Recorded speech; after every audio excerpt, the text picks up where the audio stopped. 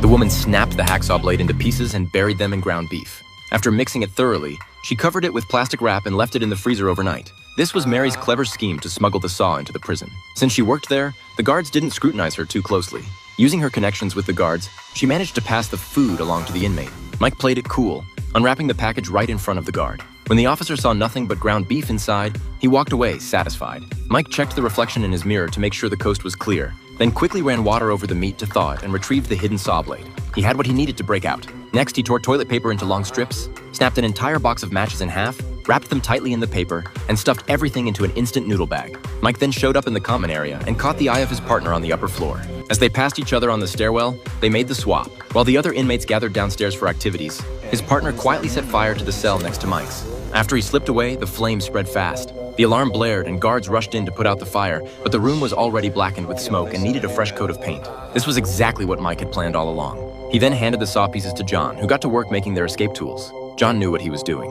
He wrapped cloth around both ends of the blade, secured them, and snapped it in half. Then he pulled out a pair of nail clippers, used a rubber band to fasten one end of the blade to it, and wrapped the whole thing in thick cloth. Before long, he had 2 functional tools ready to go. John slipped one of the tools to Mike. During the day, while the other inmates were out in the yard, the two got to work. John kept watch outside while Mike sawed at the ventilation grate. To muffle any noise, they wrapped the bed legs in cloth. To avoid leaving evidence, they used a magnet to collect every last metal shaving. Working in perfect sync, they cut through the vent in no time. To cover their tracks, they taped it up from the outside and brushed on a layer of paint. Once it dried, you couldn't tell anything had been touched. When night fell, they first used a mirror to check that the area was clear, then arranged clothes on the bed to look like a sleeping body. They peeled back the tape, opened the vent, and carefully squeezed through. Then they put the bed back in place and pulled down a poster to hide the opening.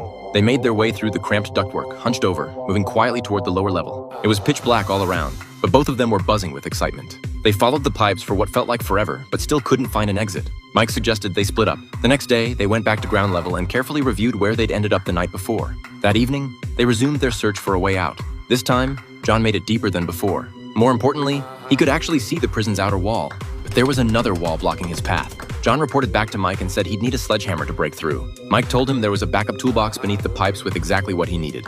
When night came, John opened the toolbox, grabbed the sledgehammer, and started pounding away at the wall.